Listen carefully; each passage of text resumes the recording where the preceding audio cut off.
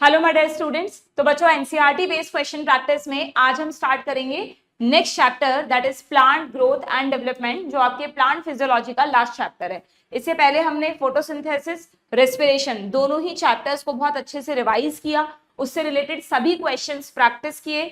अगर आपसे sessions miss हो गए हैं तो उन्हें जरूर से देख लेना। इस चैप्टर की अगर हम बात करें तो old NCERT and new NCERT में ये चैप्टर लगभग सेम है, सिर्फ इतना सा फर्क है कि अगर आपके पास ओल्ड एनसीईआरटी है तो आप देखेंगे उसमें लास्ट में दो टॉपिक्स और दे रखे हैं, that is photo periodism and vernalization, है ना। और अभी थोड़े टाइम पहले सीड डॉर्मेंसी नाम से भी एक टॉपिक ऐड हुआ था। तो ये जो तीन टॉपिक्स हैं, vernalization, photo periodism and seed dormancy, ये तीनों एनसीईआरटी ने अपने सिलेबस से हटा दिए हैं, नीट ने भी अपने सिलेबस से हटा दिए हैं, एनटीए ने। तो अब आपको ये तीनों टॉपिक्स नहीं पढ़ने हैं, बाकी ऑल ओवर पूरा चैप्टर सेम है, ठीक है। इस चैप्टर को अगर डिटेल में पढ़ना है तो मेरे lectures NCERT line to line series के नाम से अपलोडेड हैं, लिंक डिस्क्रिप्शन बॉक्स में गिवन है, आप वहां से देख सकते हैं। और अगर आपको ये चैप्टर बहुत अच्छी तरह से आता है तो चलो शुरू करते हैं इस चैप्टर के क्वेश्चंस को पढ़ना, ठीक है। इस चैप्टर में बच्चों आपको मेजरली, आपको पता है ये चैप्टर लास्ट 5 ईयर्स से नीट में बहुत ज्यादा वेटेज रख रहा है, क्योंकि इस चैप्टर से अकेले से 3 या 4 क्वेश्चंस मैं हर बार देख रही हूँ, ठीक है। और वो भी स्पेशली जो पीजीआर है, that is plant growth regulators, जिन्हें आप सिंपली प्लांट हार्मोन्स या फाइटो हार्मोन्स कहते हैं, ऑक्सिन, जिब्रेलिन, साइटोकाइनिन, एथाइलिन और एबीए यानी एब्सिसिक एसिड, इन पांचों हार्मोन्स पे क्वेश्चंस पूछे जाते हैं। और कुछ भी आपको आउट ऑफ एनसीईआरटी नहीं पढ़ना है, सिर्फ इन पांचों हार्मोन्स को अच्छे से एनसीईआरटी से पढ़ लो, समझ लो, रट लो, याद कर लो, क्योंकि हार्मोन्स के फंक्शन समझने के बाद आपको याद तो करने ही पड़ेंगे, है ना। थोड़ा सा थ्योरेटिकल चैप्टर है, नो डाउट। कॉन्सेप्ट्स की जगह आपको चीजें समझने के बाद रटनी है, याद करनी है, मेमोराइज करनी है, तो आपका इस चैप्टर का एक भी क्वेश्चन गलत नहीं होगा, ठीक है। बिल्कुल टिप्स पे होने चाहिए फंक्शंस, कि ऑक्सिन के ये फंक्शन है, साइटोकाइनिन के ये हैं, जिब्रेलिन के ये हैं, देखते ही पता चल जाए कि हाँ यार ये फंक्शन इस हार्मोन का है। इतने अच्छे से इस चैप्टर पे आपको होल्ड बनाना है, ठीक है। चलिए, तो पीजीआर पे हम अभी आगे जाएंगे। बाकी जो इस चैप्टर का पार्ट है, ग्रोथ, डेवलपमेंट, डिफरेंशिएशन, ये कहीं ना कहीं अब तक आपने बायो में पढ़ लिया है। उन्हीं चीजों को दोबारा से यहाँ पर एक सिस्टमैटिक तरीके से आपको समझाया है, ओके। तो यहाँ पे मुझे नहीं लगता कि दोबारा कुछ भी अभी बताने जैसा है, आपने लेक्चर में मेरे साथ सब कुछ पढ़ रखा है। ये डायग्राम जरूर एक थोड़ा डिफरेंट है इस चैप्टर में। इस डायग्राम में ना आपको सीड का जर्मिनेशन दिखाया है कि किस तरह से सीड से, आपको ध्यान है आप एम्ब्रियो के स्ट्रक्चर में पढ़ते हैं हाइपोकटाइल, एपिकटाइल, तो यहाँ पर वो स्ट्रक्चर्स भी दिखाएं कि हाइपोकटाइल क्या होता है, एपिकटाइल क्या होता है, ठीक है। कॉटिलिडन्स किस तरह से यहाँ पर इमर्ज हो गए हैं, ओके। एंड फिर यहाँ पे पूरा नया सीडलिंग के बाद नया प्लांट बन गया। जब प्लांट बन गया तो कॉटिलिडन्स की जरूरत नहीं है, तो वो डिजेनरेट हो जाएंगे, ठीक है। तो ऐसे ना एक्चुअली जर्मिनेशन के अलग अलग टाइप्स होते हैं, तो वो टाइप्स आपको डिटेल में नहीं पढ़ने हैं, क्योंकि वो पार्ट है नहीं आपके कोर्स में। आप you just have to remember this diagram. इसकी कोई लेबलिंग आपसे पूछ सकते हैं, जैसे ये क्या है, दिस इज एपिकटाइल हुक। तो एनसीईआरटी की हर चीज को आपको ध्यान से देखना है, कुछ भी हो चाहे उसमें, फिर वो है ना सीड कोट। अब आप कोट और कॉटिलिडन्स में अगर कंफ्यूज है, इसका मतलब अभी मॉर्फोलॉजी क्लियर नहीं है। मैंने बताया था आपको कि सीड का जो सॉलन पार्ट एक्चुअली में हम खाते हैं, जिसमें रिजर्व फूड है, वो कॉटिलिडन्स है, और उसके ऊपर जो कवरिंग्स हैं वो है सीड कोट। तो सीड कोट एंड कॉटिलिडन्स को आपको ध्यान रखना है, आपको मिक्स नहीं करनी है ये चीजें, ठीक है। डन। तो इसके क्वेश्चन स्टार्ट करें हम, देखें क्या पूछा है यहाँ पर, लेट्स सी। तो क्वेश्चन है growth, just a minute, growth is a characteristic of an organism, it is characterized by, आप इनमें से किसको ग्रोथ का कैरेक्टरिस्टिक मानेंगे। तो चैप्टर के स्टार्टिंग में ही आपको ग्रोथ के बारे में एक पैरा दिया है, यहाँ पर आपको बताया है कि ग्रोथ क्या होती है। इसमें आपने ध्यान से पढ़ना है कि ये एक वर्ड जो है, irreversible permanent increase.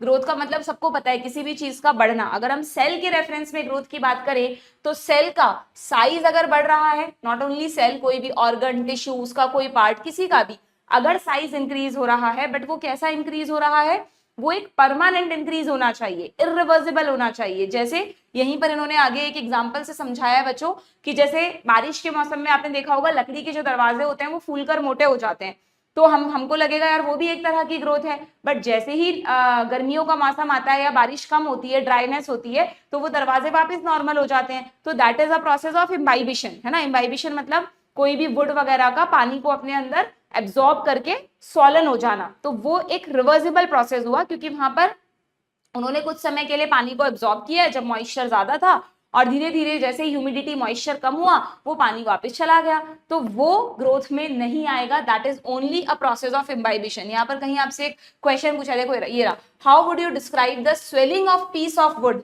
When placed in water. Not only लकड़ी के दरवाजे, आप लकड़ी का कोई भी एक पीस लेकर पानी में डाल दो, कुछ समय में लकड़ी फूलकर मोटी हो जाएगी, तो आप उसे ग्रोथ में नहीं रख सकते हैं, because that is a reversible process. तो डू रिमेंबर, ग्रोथ आप तब कह सकते हैं जब वो irreversible permanent increase in size होना चाहिए, ठीक है।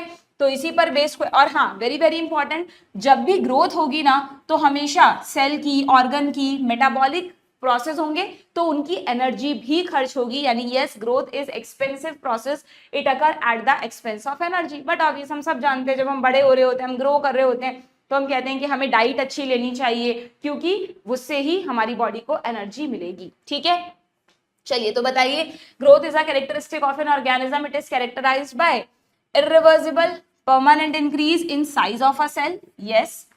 Irreversible permanent increase in size of an organ, बिल्कुल ठीक है, चाहे साइज कह दो चाहे ऑर्गन कह दो, बोथ ए एंड बी कर सकते हैं। रिवर्सिबल नहीं है, रिवर्सिबल प्रोसेस को आप ग्रोथ नहीं कहेंगे, ठीक है। आगे बढ़े, next question, the type of growth where new cells are always being added to the plant body by the activity of meristem. अच्छा हाँ, यहाँ पर ही अगेन आपकी बुक में दिया है कि ग्रोथ जो है वो दो तरह से हो सकती है, जैसे कि अब इन्होंने सीधा प्लांट की बात की है कि अगर हम प्लांट ग्रोथ की बात करें तो plant growth generally is indeterminate. Indeterminate word का मतलब आप सबको पता है, इनफाइनाइट। आप सबको पता है कि प्लांट्स में मेरिस्टेमेटिक टिश्यू रहता है, लाइफ टाइम रहता है, तो अगर उन रीजन्स में प्लांट के किसी भी पार्ट का लॉस हो जाए तो मेरिस्टेमेटिक टिश्यू डिवाइड करके नए रीजन्स बना देता है।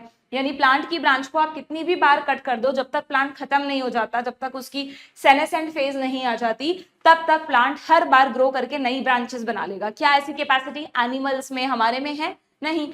अगर हमारा कोई पार्ट कट हो गया तो वो दोबारा ग्रो नहीं करेगा, क्योंकि we don't have meristem all the time. Embryo में तो हम डिवाइडिंग सेल्स होते हैं, बट जब हमारा बर्थ हो जाता है तो कुछ ही रीजन्स में सेल्स डिवाइडिंग रहती है। जैसे आपने पढ़ा है, हमारी जो डाइजेस्टिव ट्रैक है उसकी एपिथेलियम में रीजनरेट करने की पावर है, क्योंकि लगातार एंजाइम्स हैं, फूड है, उनके कांटेक्ट में आएगी तो सेल्स का ब्रेकडाउन होगा, तो सेल से नई सेल्स बनती रहती हैं। तो हमारी बॉडी में भी बहुत जगह न्यू सेल्स हैं, सॉरी डिवाइडिंग सेल्स हैं, जैसे हमारी ब्लड सेल्स हैं, है ना, जो हमारे ब्लड में है वो तो डिवाइडिंग नहीं है, बट बोन मैरो में स्टेम सेल्स पड़ी हैं ब्लड के लिए, जो लगातार WBCs RBCs को बनाती हैं, तो वो हमारी डिवाइडिंग सेल्स हैं। तो ऐसा नहीं है एनिमल्स में डिवाइडिंग सेल्स है ही नहीं, है बट लिमिटेड रीजन्स में है जहां जरूरी है। अदरवाइज हमारी most of the cells permanent है, वो अननेसेसरी डिवाइड नहीं करती हैं, जबकि प्लांट में लाइफ टाइम तक ग्रोथ चलती रहती है। तो प्लांट्स की ग्रोथ कैसी है बच्चों? इनडिटर्मिनेट, इनफाइनाइट, और इस तरह की ग्रोथ को कहते हैं ओपन फॉर्म ऑफ ग्रोथ। यहाँ पर लिखा हुआ है प्लांट्स में ओपन फॉर्म ऑफ ग्रोथ होती है, ठीक है। तो बस सिंपली यही चीज आपसे क्वेश्चन बन के पूछ ली जाएगी कि the type of growth where new cells are always being added, तो ये किस तरह की ग्रोथ हुई? This is simply open form of growth, ठीक है। आगे बढ़े, next, the cells proximal to the elongation zone. अच्छा, आपको ध्यान है जब हमने रूट का स्ट्रक्चर पढ़ा था मॉर्फोलॉजी में, तो मैंने आपको कहा था कि अगर ये रूट कैप है तो रूट कैप के जस्ट पास में यहाँ पर मेरिस्टेमेटिक जोन होता है, मेरिस्टेमेटिक जोन के बाद इलोंगेशन जोन होता है, और सबसे ऊपर जहां पर रूट हेयर होते हैं उसको हम मैचुरेशन जोन कहते हैं। ऐसा कुछ पढ़ा था बच्चों हमने।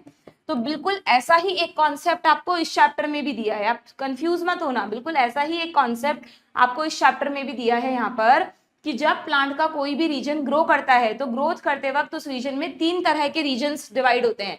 एक वो रीजन जहां पर एक्चुअल में डिवीजन हो रहा है, that is meristematic zone. Meristematic zone से जो सेल्स हैं वो शिफ्ट होती जाएंगी इलोंगेशन जोन में, वहां पर सेल्स का साइज बढ़ेगा, उनमें वैक्यूल वगैरह बनेगी, और इलोंगेशन जोन से सेल्स शिफ्ट होती जाएंगी मैचुरेशन जोन में। शिफ्ट होने का मतलब कि एक तरह से ना मेरिस्टम न्यू सेल्स बना रहा है तो इलोंगेशन ऊपर शिफ्ट हो गया, सेल्स इलोंगेट हो रही हैं तो पुरानी वाली और ऊपर शिफ्ट हो गई, इस तरह से चीजें होती जाती है। तो मैचुरेशन जोन में फाइनली डिफरेंशिएटेड सेल्स होती हैं जो क्या करेंगी? अपना अपना काम करना शुरू करेंगी। डिफरेंशिएशन मतलब डिफरेंशिएटेड हो गई है, वो मिच्योर हो गई है। जैसे आप चाइल्डहुड से एडल्टहुड में एंटर कर जाते हो ना कि now you can take your decision, अभी तो टाइम है वो फेज आने में तुम्हारी, अभी तो तुम 11th 12th में ही हो। वो बात अलग है कि आजकल बच्चे ज्यादा जल्दी ही मेच्योर हो रहे हैं, ठीक है, बट अगर हम मैचुरेशन जोन की बात करें तो मेच्योर वर्ड का सिंपली प्लांट्स में सेंस है डिफरेंशिएशन, ठीक है। कभी भी कंफ्यूज मत होना, डिफरेंशिएटेड सेल, मेच्योर सेल एक ही बात है, ओके। तो यहाँ पर उसी चीज को बताया है कि किस जोन में, फेजेस ऑफ ग्रोथ में बताया है कि किस जोन में सेल्स कैसी होंगी, बिल्कुल सेम कॉन्सेप्ट जो हमने मॉर्फोलॉजी में पढ़ा था, ठीक है। और उसमें भी वही चीज मैंने आपको कहा था ना कि जहां से भी किस, जैसे रूट का ओरिजिन यहां से हुआ तो आप इसको क्या मानेंगे, ये वाला ओरिजिन के सबसे प्रॉक्सिमल जोन है, ठीक है, ये सबसे डिस्टल जोन है। तो मेरिस्टेमेटिक से प्रॉक्सिमल इलोंगेशन, इलोंगेशन के प्रॉक्सिमल मैचुरेशन जोन, ठीक है। ये इस डायरेक्शन में अगर आप जा रहे हैं तो आप प्रॉक्सिमल की तरफ जा रहे हैं, यहां से रूट का ओरिजिन हुआ है रेडिकल से, ओके। तो ये चीज आपको ध्यान रखनी है। तो ये कह रहा है the cells proximal to elongation zone. अब हम कंफ्यूज हो सकते हैं कि यार इलोंगेशन जोन के प्रॉक्सिमल मैचुरेशन जोन को कहें या मेरिस्टेमेटिक जोन को कहें, तो आपको हमेशा ध्यान रखना है it is the maturation zone, ठीक है, it is the maturation zone. ये देखो एनसीईआरटी में लिखा हुआ है, आप पढ़ लो कहीं पर भी। एक तो आपको इस टॉपिक में ये भी ध्यान रखना है कि किस जोन की सेल्स के क्या फीचर्स होते हैं। अगर आप माइक्रोस्कोप से देखोगे तो कैसे पहचानोगे कि ये मेरिस्टेमेटिक जोन है, वहां पर सेल्स लगातार डिवाइड कर रही हैं तो सेल्स को बढ़ने का टाइम नहीं मिल रहा, तो सेल्स आपको छोटे छोटे साइज की मिलेंगी। मैं आपको कई बार बता चुकी हूँ कि जो डिवाइडिंग सेल्स हैं वो G1 G2 में जाती हैं, तो G1 G2 में उनकी ग्रोथ होती है, खूब सारा साइटोप्लाज्म बनता है, खूब सारे ऑर्गेनेल्स बनते हैं। तो साइटोप्लाज्म कैसा मिलेगा, डेंस मिलेगा, वैक्यूल्स नहीं होंगी कभी भी डिवाइडिंग सेल्स में बड़ी बड़ी। वैक्यूल्स किसको बताती हैं, याद करो, देखो आपको रिलेट करना शुरू करो चीजों को। हमने एनाटॉमी में पढ़ा था पैरेन्काइमा, कॉलनकाइमा में बड़ी बड़ी वैक्यूल्स मिलती हैं, वो परमानेंट टिश्यू है। जबकि मेरिस्टेमेटिक सेल्स में वैक्यूल का क्या काम, कहां से फूड स्टोर करेंगी, वो सारा फूड तो डिवीजन में खर्च हो जाएगा। तो मेरिस्टेमेटिक सेल्स में जनरली आपको वैक्यूल्स नहीं मिलेंगी, बल्कि डेंस साइटोप्लाज्म मिलेगा और प्रोमिनेंट न्यूक्लियस मिलेगा। क्यों, क्योंकि न्यूक्लियस में भी तो एस फेज आई होगी, उसने भी तो अपना डीएनए कंटेंट डबल किया होगा। तो बहुत इजीली आप लॉजिकली याद रख सकते हो कि मेरिस्टेमेटिक जोन में प्रोटोप्लाज्म खूब सारा होता है, रिच प्रोटोप्लाज्म यानी डेंस प्रोटोप्लाज्म। ये रिच और डेंस एक ही बात है। लार्ज कॉन्स्पिकुअस न्यूक्लियाई होता है, एकदम प्रोमिनेंट। लार्ज कॉन्स्पिकुअस लिखा आ सकता है ऑप्शंस में या प्रोमिनेंट लिखा आ सकता है, एक ही बात है, ठीक है। एंड क्योंकि यहाँ पर लगातार सेल्स को डिवाइड करना है तो बहुत मोटी सेल वॉल नहीं होनी चाहिए ना, तो डिवाइडिंग सेल्स में हमेशा सेल वॉल प्राइमरी नेचर की होती है, यानी सेकेंडरी वॉल नहीं बनती, प्राइमरी वॉल बनती है जो सेल्यूलोज, हेमीसेल्यूलोज वगैरह की बनी है, थिन होती है और सिंपली सेल्यूलोज की बनी होती है। And there is many plasmodesmatal connections, क्योंकि उनको फटाफट फटाफट चीजें एक्सचेंज करनी है तो बहुत सारे प्लाज्मोडेस्मेटल कनेक्शंस होंगे। अब देखो हम ध्यान से नहीं पढ़ते, मान लो यही क्वेश्चन बनकर आ जाए नीट में कि जो फेजेस हैं ग्रोथ की, उनमें से कौन से जोन में आपको अबंडेंट प्लाज्मोडेस्मेटल कनेक्शंस मिलेंगे, तो अगर पढ़ रखा है तो तुरंत आ जाएगा याद, ठीक है। और देखो फिर क्या लिखा है, the cells proximal to this zone, अगर आप इस जोन के प्रॉक्सिमली जाएंगे तो आपको मिलेगा इलोंगेशन जोन। इलोंगेशन जोन की क्या खासियत है, वहां आपको सेल्स में बड़ी बड़ी वैक्यूल्स मिलेंगी, सेल्स बड़ी होती दिखेंगी और न्यू सेल वॉल्स भी बनने लगेंगी। अब सेल वॉल की थोड़ी थिकनिंग होने लगेगी, ठीक है। जबकि further away from the apex, apex से और ऊपर जा रहे हैं आप, यानी प्रॉक्सिमली जा रहे हैं, more proximal to the phase of elongation. गड़बड़ मत कर देना, आप डिस्टली नहीं जा रहे हो, आप प्रॉक्सिमली जा रहे हो, तो फिर आपको मिलेगा maturation zone. And maturation zone में जो भी सेल को करना है, जैसे अगर पैरेन्काइमा में बदलना है तो उसके फीचर्स ले लेगी, कॉलनकाइमा में बदलना है तो उसके ले लेगी, अगर स्क्लेरेन्काइमा बनाना है, मान लो डेड टिश्यू बनाना है, तो फिर उसमें लिग्निफिकेशन होने लगेगा, सेल वॉल में लिग्निन जमा होने लगेगा। ट्रैकिड्स या वेसल्स बनानी है कॉम्प्लेक्स टिश्यू, तो उस अकॉर्डिंग चेंजेस होंगे। यानी डिफरेंशिएशन होते वक्त देखो क्या क्या होगा, वॉल थिकनिंग होगी, very very important, and protoplasmic modifications होंगे, प्रोटोप्लाज्म के अंदर चेंजेस होंगे, ठीक है। डन है क्या, ऐसे मैं सब पढ़ा चुकी हूँ बट यहाँ पे रिवीजन करते वक्त तुम्हें फिर से एक आइडिया दे देती हूँ, ठीक है। डन है, तो कैरेक्टरिस्टिक्स पे क्वेश्चन आएंगे तो आप कर लेंगे। ये रहा देखो एक क्वेश्चन आ गया, ये पूछ रहा है कि फेज ऑफ मैचुरेशन के लिए इनमें से कौन कौन से कैरेक्टरिस्टिक्स सही हैं। In this phase cells attain their maximal size, बिल्कुल इलोंगेशन जोन में धीरे धीरे बढ़ रही है, मैचुरेशन तक फुल साइज गेन कर चुकी हैं। प्रॉपर वॉल थिकनिंग्स मिलेंगी आपको, एग्जैक्टली एनसीईआरटी की लाइन है। एंड प्रोटोप्लाज्मिक मॉडिफिकेशंस मिलेंगे, यस प्रोटोप्लाज्म में मॉडिफिकेशंस होंगे, जो भी उनको करना है अभी बताया मैंने, जिसमें भी चेंज होना है उस अकॉर्डिंग चेंजेस हो जाएंगे। It is characterize by rapid cell division, ये तो पढ़ के ही पता चल रहा है कि ये मेरिस्टेमेटिक का है, तो बहुत सीधा सा क्वेश्चन है, कुछ भी उलझने जैसा नहीं है, ऑप्शन ए, ठीक है। नेक्स्ट देन आपको इस चैप्टर में ग्रोथ रेट के बारे में बताया बच्चों। Yes, this is very very important part. इसको मैंने अपनी NCERT line to line series में बहुत अच्छी तरह से समझाया है। एक बार फिर से क्विक रिव्यू दे देती हूँ आपको कि प्लांट का कोई भी रीजन जब ग्रो करता है, अपना साइज बढ़ाता है, तो दो तरह से साइज बढ़ा सकता है बच्चों। कौन से दो तरह से? या तो एरिथमेटिक, एरिथमेटिक वर्ड का मतलब है A for arithmetic, A for addition of cells. Addition of cells का क्या मतलब है देखना, एडिशन ऑफ सेल्स का सिंपली मतलब है कि यहाँ पर आपको एक सेल दिखाई है, ये जो एक सेल है ये एक ही सेल है, ठीक है। इस एक सेल को थोड़ा इन्होंने शेडेड कर दिया ऐसे, दिस इज वन सेल। तो ये जो एक सेल है, इस सेल ने दो सेल्स बना दी, 1 और 2, ठीक है। ये एक अकेली सेल थी, इसने डिवाइड किया और दो सेल्स बना दी। अब ध्यान रखना इन दो सेल्स में से क्या होगा, ये तो मेरिस्टेमेटिक थी, इन दो सेल्स में से एक तो मेरिस्टेमेटिक रहेगी, यानी जैसे ही एम फेज खत्म होगी दोबारा से जीवन में एंटर कर जाएगी, नया सेल साइकिल शुरू हो जाएगा। बट एक जी नॉट में चली जाएगी, यानी परमानेंट सेल हो जाएगी। इनका काम सिर्फ ऑर्गन का साइज बढ़ाना नहीं है, ये अभी से मेच्योर भी हो रही है, ठीक है। यानी एक सेल से दो बनी, अब दोनों मेरिस्टेमेटिक नहीं है, दोनों में से एक मेच्योर हो गई, एक मेरिस्टेमेटिक है। पी फॉर मतलब परमानेंट, ठीक है। अब देखना, इस एक सेल ने और दो सेल बनाई होगी, ये एक से बनी ना, तो इन दोनों में से भी एक मेरिस्टेमेटिक है, एक परमानेंट है। ये तो पहले वाली परमानेंट है, ओके। फिर वही हुआ, इस अकेली सेल ने जो मेरिस्टेमेटिक थी, इसने फिर दो नई सेल बनाई, एक मेरिस्टेमेटिक रह गई, बाकी एक नई परमानेंट और दो पहले वाली परमानेंट है। समझ रहे हैं आप? तो जरा ध्यान से देखो यहाँ पर क्या होगा, अगर एक सेल है तो एक से बनी दो, दो से चार नहीं बनी, दो से तीन ही बनी, क्योंकि दो में से एक तो पहले वाली है, एक से दो बढ़ा दो।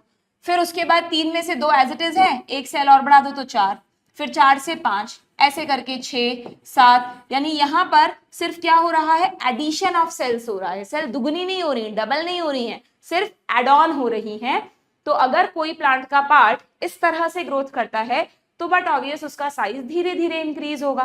तो इस तरह की ग्रोथ को कहते हैं एरिथमेटिक ग्रोथ। आपने देखा होगा, ऐसा नहीं है कि आप पौधा लगाते हो और एकदम से प्लांट की लंबाई बढ़ जाए, है ना। क्यों? क्योंकि प्लांट्स जो हैं, आपने एक छोटा सा पौधा लगा दिया है तो उसको धीरे धीरे पहले एरिथमेटिक ग्रोथ करेगा, फिर लेटर ऑन वो दूसरे तरह की ग्रोथ भी कर सकता है। कौन सी? That is geometric growth.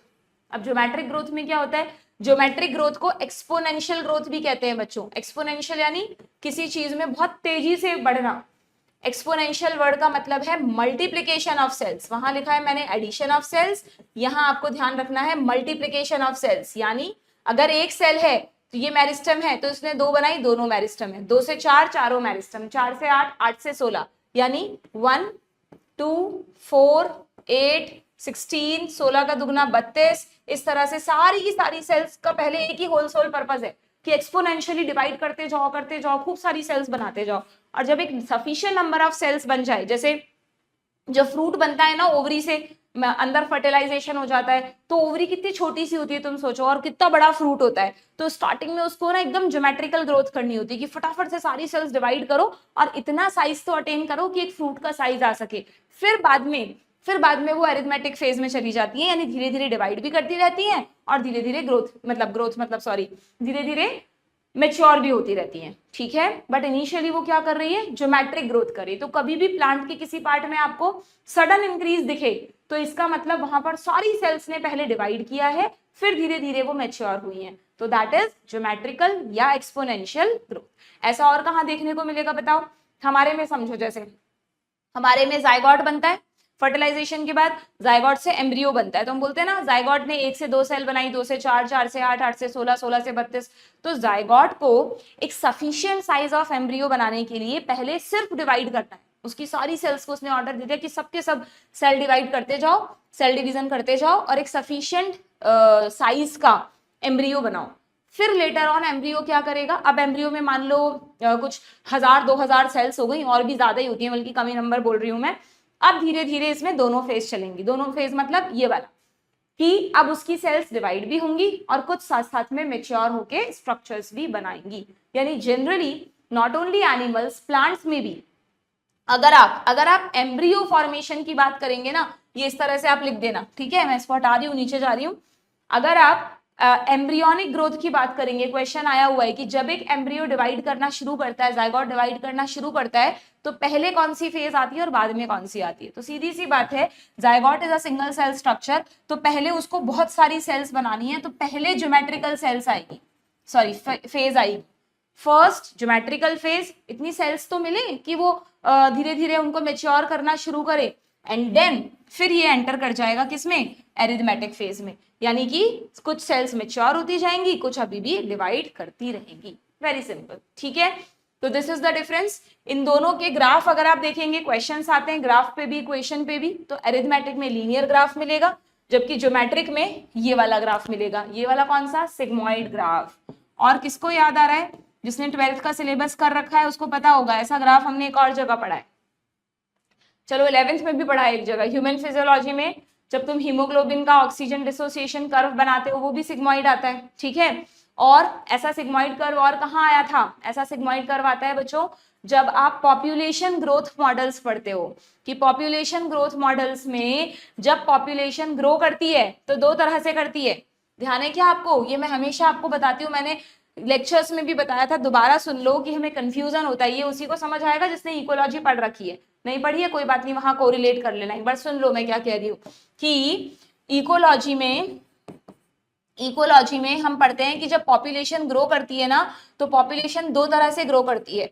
या तो कोई पॉपुलेशन एक्सपोनेंशियली ग्रोथ करती है, यानी अनलिमिटेड नेचुरल रिसोर्सेज मिल गए उस पॉपुलेशन को, वहां पे उसी का राज है, ना उसको खाने वाला कोई है, ना कोई एडवर्स कंडीशंस है, सबके सब ऑर्गेनिजम्स रिप्रोड्यूस कर रहे हैं। जैसे बारिश के मौसम में मच्छर देखे आपने, एकदम से रात में अचानक खूब तेजी से ऐसा लगता है कहाँ से प्रकट हो गए इतने सारे, तो एक्चुअली उनका इतना फास्ट मल्टीप्लिकेशन हो रहा है, फास्ट रिप्रोडक्शन हो रहा है कि वो तेजी से अपना नंबर बढ़ाते हैं। बट इतना तेजी से बढ़ाना अच्छी बात नहीं है, आपने उतनी जल्दी उन्हें मरते हुए भी देखा होगा, लाइट से टकराए और गिर गए, क्योंकि इतना ज्यादा अगर कोई पॉपुलेशन एक साथ ग्रो करेगी तो रिसोर्सेज की कमी होने लगेगी, और कमी होने लगेगी तो आपस में ही कॉम्पीट करके खत्म हो जाएंगे, है ना। तो एक्सपोनेंशियल ग्रोथ कोई अच्छी ग्रोथ नहीं है, लॉजिकल नहीं है, इसलिए नॉर्मली एक्सपोनेंशियल ग्रोथ नहीं मिलती है आपको, सिर्फ वो मच्छर वाले एग्जाम्पल में आप समझ सकते हो, ठीक है। और दूसरी होती है लॉजिस्टिक ग्रोथ। लॉजिस्टिक ग्रोथ नाम से लग रहा है बहुत लॉजिकल ग्रोथ है, तो वहां पर क्या होता है ना बच्चों, जब आप एक्सपोनेंशियल ग्रोथ का कर्व बनाते हो तो एक्सपोनेंशियल ग्रोथ का कर्व तो ऐसे जे शेप बनता है। कैसे बनता है, जे शेप बनता है। जे क्या हुआ यहाँ पे, जस्ट अ मिनट, अब ठीक है। एक्सपोनेंशियल ग्रोथ का जो कर्व बनता है बच्चों, वो ऐसे जे शेप बनता है। जे शेप क्यों, क्योंकि लगातार टाइम के साथ पॉपुलेशन बढ़े जा रही है, जबकि यहाँ एक्सपोनेंशियल में ऐसा बना है सिग्मॉइड, और वहां लॉजिस्टिक का जो कर्व बनता है ना, वो इस तरह का सिग्मॉइड कर्व बनता है। तो बहुत कंफ्यूजन हो जाता है हमको, भाई नीट का पेपर तो सेम ही देना, ऐसे तो लिखा आएगा नहीं कि 11th का क्वेश्चन है या 12th का क्वेश्चन है। हाँ, ये जरूर लिखा आएगा कि प्लांट ग्रोथ की बात हो रही है या पॉपुलेशन ग्रोथ की बात हो रही है। अगर पॉपुलेशन ग्रोथ की बात होती है तब तो सिग्मॉइड कर्व लॉजिस्टिक ग्रोथ को बताता है, ना कि एक्सपोनेंशियल ग्रोथ को। लेकिन अगर प्लांट ग्रोथ की बात हो रही है तो सिग्मॉइड कर्व हमें मिलता है एक्सपोनेंशियल ग्रोथ में। क्यों, समझो उसको, क्यों यहाँ पर ये हमें एक्सपोनेंशियल ग्रोथ में मिला, क्योंकि जब कोई प्लांट पार्ट लगातार तेजी से ग्रो करता है, लगातार हम कह रहे हैं सेल्स मल्टीप्लाई कर रही हैं, तो देखना शुरू में एक सेल है, उसने 2 बनाई, 4 बनाई, 8 बनाई, 16 बनाई, 32 बनाई, तो टाइम के साथ धीरे धीरे सेल्स का नंबर बढ़ा, एकदम यहां से ही सीधा शूट नहीं कर दिया आपने, थोड़ा थोड़ा धीरे धीरे बढ़ा। इसको कहते हैं लैग फेज। लैग यानी थोड़ा धीरे धीरे चलना, कोई चीज पीछे रह जाती है, लैग। डीएनए रेप्लिकेशन में बोलते हो ना लैगिंग स्ट्रैंड, जो पीछे है थोड़ा, ठीक है, स्लो है थोड़ा। देन फिर अब मान लो यहाँ पर है ना 1000 सेल्स बन गई, अब सारी की सारी मल्टीप्लाई कर रही है, तो 1000 से 2000, 2000 से 4000, 4000 से 8000, 8000 से 16000, सीधा सेल्स डबल हो रही है, तो एकदम तेजी से ऑर्गन का साइज बढ़ता है। दैट इज कॉल्ड, ये फर्स्ट फेज है लेग फेज। सेकेंड फेज होती है लॉग या एक्सपोनेंशियल फेज। एक्सपोनेंशियल ग्रोथ में एक्सपोनेंशियल फेज, ओके। एंड फिर क्या होता है, फिर एक, जब मान लो अब सेल्स, मान लो 16000 सेल्स बन गई, बहुत बड़ा ऑर्गन का साइज हो गया, अब साइज नहीं बढ़ाना, अब उनको मेच्योर होना है सेल्स को, तो अब क्या होगा, टाइम के साथ वेट या साइज नहीं बढ़ेगा, इट विल गेट स्टैटिक, यानी कि स्टेशनरी फेज। सिर्फ क्या होगा, अब वो सेल्स मेच्योर होकर अपना अपना काम करेगी, ठीक है। तो जब हम एक्सपोनेंशियल ग्रोथ की बात करते हैं प्लांट्स में, तब आपको मिलती है lag phase, log phase and stationary phase. और सेम जब पॉपुलेशन लॉजिस्टिक वे में ग्रोथ करती हैं, तो मान लो कोई कुछ ही ऑर्गेनिजम्स थे, तो धीरे धीरे उनका नंबर बढ़ा, फिर तेजी से बढ़ा, और फिर एक स्टेशनरी फेज आ जाएगी। अगर ये स्टेशनरी फेज नहीं आती तो एक्सपोनेंशियल की तरह वो एक दूसरे को मार के खत्म कर देते, तो इसलिए लॉजिस्टिक ग्रोथ में स्टेशनरी फेज आएगी, तो वहां पर लॉजिस्टिक का सिग्मॉइड कर्व होता है, जबकि प्लांट में एक्सपोनेंशियल ग्रोथ का, ज्योमेट्रिकल ग्रोथ का, जिसको आप ज्योमेट्रिकल ग्रोथ कह रहे हो ना, this is what, this is geometrical growth. तुम्हें याद रहे इसलिए मैं ज्योमेट्रिकल ग्रोथ को बार बार एक्सपोनेंशियल ग्रोथ कह रही हूँ, ठीक है, क्योंकि ज्योमेट्रिक मतलब जिसमें सेल्स एक्सपोनेंशियली बढ़ रही हैं। Okay, this is sigmoid curve. ये आपको कॉन्सेप्ट एकदम अच्छे से आना चाहिए, ठीक है, डन। आप चाहें तो इसके साइड में पूरा नहीं बनाए तो पॉपुलेशन ग्रोथ का लॉजिस्टिक कर्व ड्रॉ करके रख सकते हैं, जिससे तुम रिवीजन के टाइम पर कोरिलेट कर सको, ठीक है, डन। और दोनों का ही एक इक्वेशन है, वो भी तुम याद रखना, दोनों की ही एक इक्वेशन है, वो भी तुम देख लो। क्या क्या इक्वेशन है कि भाई अगर हम एक्सपोनेंशियल ग्रोथ की बात कर रहे हैं तो इसकी इक्वेशन ऐसी होगी, W क्यों बोला यहाँ पर, क्योंकि जनरली मैंने तुम्हें कहा जब कोई ऑर्गन साइज या वेट बढ़ाता है जैसे फ्रूट, तब आपको एक्सपोनेंशियल ग्रोथ देखने के लिए मिलती है, इसलिए इसके फॉर्मूले में W यूज करते हैं। तो W, final W is equal to initial W को मल्टीप्लाई करना है एक्सपोनेंशियल E की पावर RT से। R क्या है यहाँ पे ग्रोथ रेट, T क्या है टाइम ऑफ ग्रोथ, ठीक है। और अगर लॉजिस्टिक ग्रोथ की बात करोगे तुम बच्चों, तो लॉजिस्टिक मैंने कब, सॉरी लॉजिस्टिक पे आ गई, एरिथमेटिक ग्रोथ की बात करोगे तो एरिथमेटिक मैंने कब कहा, जब प्लांट की लंबाई बढ़ती है तो धीरे धीरे बढ़ती है, आराम आराम से धीरे धीरे बड़े होते हैं प्लांट्स, क्योंकि वहां पर लेंथ में जनरली जो इंक्रीज होता है वो कैसे होता है, एरिथमेटिक ग्रोथ से। जो फाइनल लेंथ है वो इनिशियल लेंथ प्लस RT होगा, R आपको अगेन वही जो वहां था ग्रोथ रेट, ठीक है, डन। तो ये आपको बहुत इजीली क्वेश्चन बन के आता है, और आपको ध्यान रखना है कि एक्सपोनेंशियल ग्रोथ में आप ध्यान रखेंगे तेजी से बढ़ गया। एग्जांपल याद रखेंगे, मैम ने कहा था फ्रूट का साइज बढ़ना, तो साइज या वेट बढ़ना यानी W, तो एक तो W वाली इक्वेशन है, W में भी ये तुम्हें कंफ्यूज करेंगे कि W नॉट में प्लस करें या मल्टीप्लाई करें, तो एक्सपोनेंशियल ग्रोथ में मल्टीप्लीकेशन ऑफ सेल्स हो रहा है, तो बट ऑब्वियस प्लस वाला नहीं आएगा इसमें इक्वेशन, इसमें आएगी W1 is equal to W naught ERT, easily याद रख सकते हो। और अगर तुमसे लॉजिस्टिक, सॉरी बार बार लॉजिस्टिक आ रहा है, अगर तुमसे एरिथमेटिक ग्रोथ पे क्वेश्चन पूछ रहे हैं तो एरिथमेटिक ग्रोथ यानी एडिशन ऑफ सेल्स, तो तुम्हें वही फॉर्मूला चूज करना है जो प्लस में है, ठीक है, वेट वाला नहीं करना, लेंथ वाला करना है तो L, तो but obvious LT is equal to L naught plus RT, यहाँ तो L नॉट कर दिया, गलत है, डन है क्या, कर लेंगे क्या आप, चलिए देन उसके बाद यहाँ पर है ना, आपको ये जो R दोनों इक्वेशंस में यूज हुआ है दैट इज ग्रोथ रेट, उससे रिलेटेड भी एक कॉन्सेप्ट बताया है कि ग्रोथ रेट क्या होती है,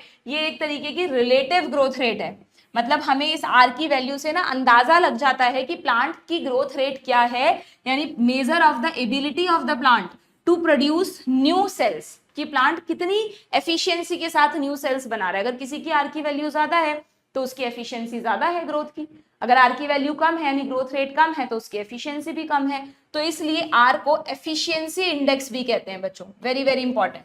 R is not only growth rate but R indicate efficiency index of the plant, कि अगर वो प्लांट बहुत हेल्दी है, उसके पास न्यूट्रिएंट्स हैं, उसके पास जो भी उसकी जेनेटिक्स भी अच्छी है और वो फटाफट ग्रोथ कर रहा है ना, तो इसका मतलब उसका एफिशिएंसी इंडेक्स अच्छा होगा, अदरवाइज उसका एफिशिएंसी इंडेक्स कम होगा। तो ये जो एफिशिएंसी इंडेक्स है R है, इसको थोड़ा सा यहाँ पर और समझा रखा है तुम्हें कि जो ग्रोथ है उसको जब हम मेजर करते हैं तो दो तरह से मेजर करते हैं, एब्सोल्यूट ग्रोथ रेट और रिलेटिव ग्रोथ रेट।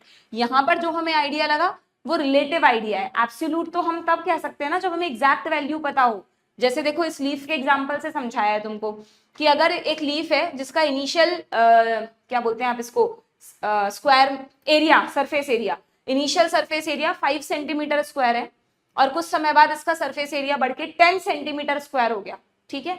इसी तरह एक दूसरी लीफ है जिसका इनिशियल सरफेस एरिया था 50 और थोड़े टाइम, बराबर टाइम के बाद इसका सरफेस एरिया बढ़ के हो गया 55, ठीक है। तो अगर तुम यहाँ पर एब्सोल्यूट ग्रोथ रेट देखो तो एब्सोल्यूट ग्रोथ रेट तो दोनों की सेम है, तुम कहोगे 10 - 5, इसने भी 5 सेंटीमीटर स्क्वायर का इंक्रीज किया और इसने 55 - 50, इसने भी 5 सेंटीमीटर स्क्वायर का इंक्रीज किया, यस और नो, इसने भी अपना सरफेस एरिया 5 सेंटीमीटर स्क्वायर बढ़ा लिया, इसने भी, तो एब्सोल्यूट ग्रोथ रेट तो दोनों की सेम है।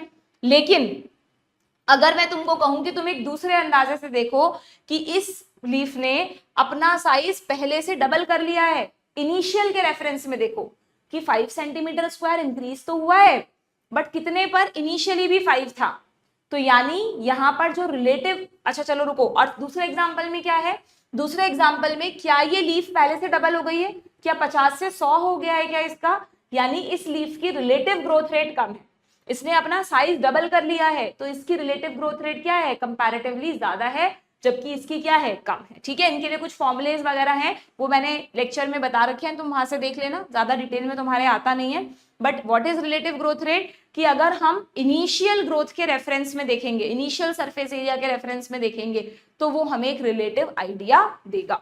ठीक है, तो बस वही यहां पर तुमसे क्वेश्चन पूछा हुआ है। देखो कि एफिशिएंसी इंडेक्स जो है in the geometrical growth is the ability of plants to produce simply new plant material। ये तो एज इट इज एनसीईआरटी से उठकर क्वेश्चन है।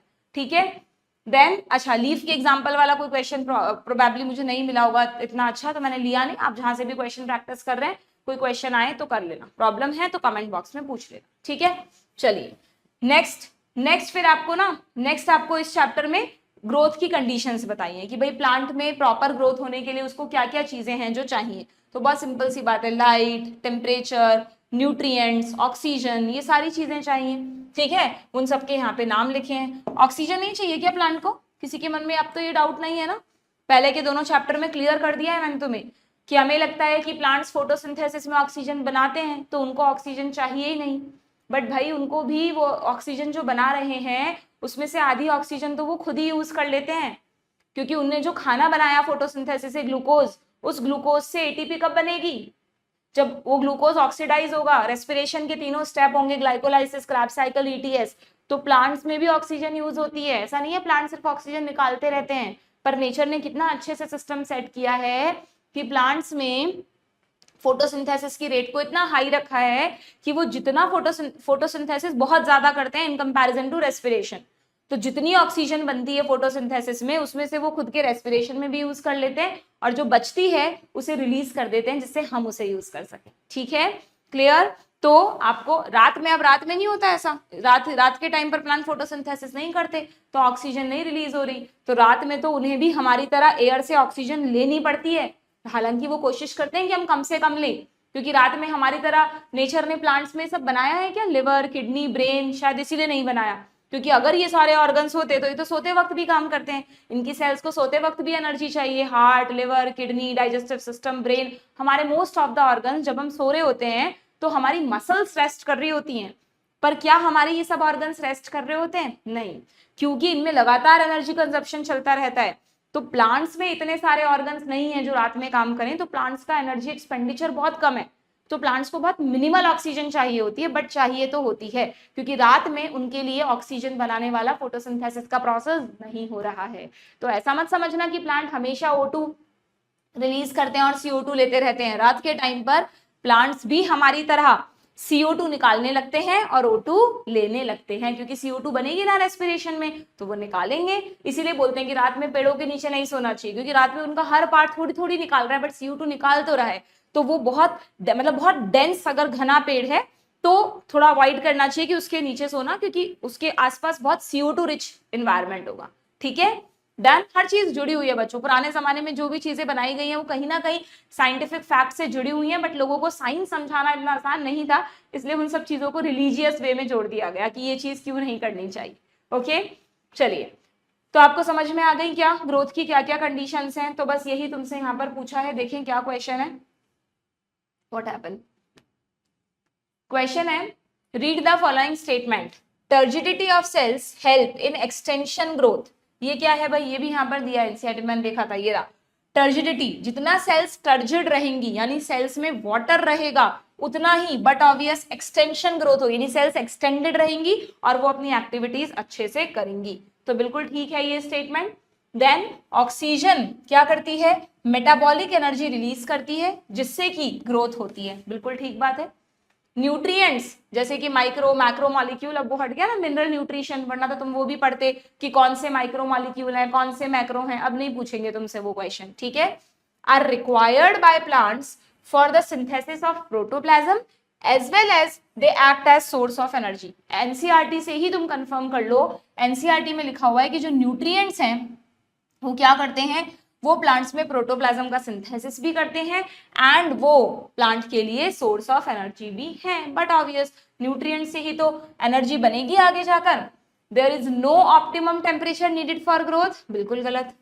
हर प्लांट अपने ऑप्टिमम टेम्परेचर पे ही तो मैक्सिमम ग्रोथ करेगा, ऑप्टिमम टेम्परेचर पे फोटोसिंथेसिस करेगा, फूड बनाएगा, एंजाइम्स काम करेंगे। ठीक है, एनवायरमेंटल सिग्नल्स जैसे कि light, gravity affect all phases of growth. क्या देख लो क्या लिख रहा है, एनवायरमेंटल सिग्नल्स क्या करते हैं, सर्टेन फेजेस ऑफ ग्रोथ को अफेक्ट करते हैं। But obvious light and gravity का प्लांट की ग्रोथ पे हमेशा कहाँ असर होता है बच्चों, जैसे लाइट को हम बोलते हैं फोटोट्रॉपिज्म, जो स्टेम है उस वो सनलाइट की तरफ ग्रो करता है, ठीक है। तो लाइट जो, और प्लस वो भी बोलते हैं हम, अब फोटो पीरियडिज्म आप नहीं पढ़ते, अदरवाइज एक proper duration of light plant में फ्लावरिंग के लिए जरूरी है, but not all phases of growth, ठीक है।